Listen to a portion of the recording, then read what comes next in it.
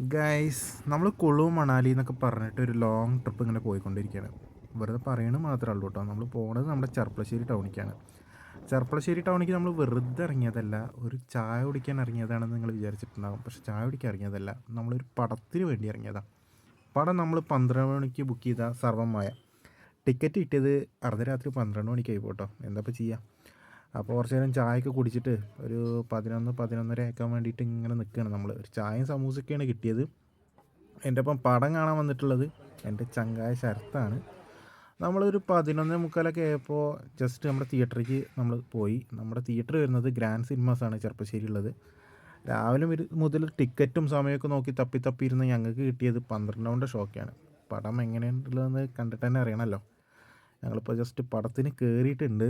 നമ്മുടെ സത്യൻ അന്തിക്കാടിൻ്റെ മകൻ ഡയറക്റ്റ് ചെയ്തിട്ടുള്ള നമ്മുടെ ചോറോട്ടൂരും ഒറ്റപ്പാലൊക്കെ ഷൂട്ടിങ് നടന്നിട്ടുള്ള സർവമായ എന്നുള്ള പടം കാണാനുള്ള മെയിൻ അട്രാക്ഷൻ എന്ന് പറയുന്നത് നമ്മുടെ നിവിൻ പോളിനെയാണ്.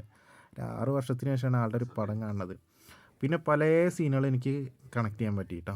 അതായിട്ടുള്ള കോമഡി ആണെങ്കിലും ഇമോഷൻസ് ആണെങ്കിലും എനിക്കെന്തായാലും ഒരു നല്ല ഫീൽ ഗുഡ് പടമായിട്ടാണ് തോന്നിയത്. നിങ്ങൾക്ക് എങ്ങനെ തോന്നിയെന്ന് പറയും. നമ്മളൊരു 3-3:30 ആയപ്പോൾ ജസ്റ്റ് അവിടെ നിന്ന് പാസ് ചെയ്തു. പടമൊക്കെ കഴിഞ്ഞു. പിന്നെയും കാണാം.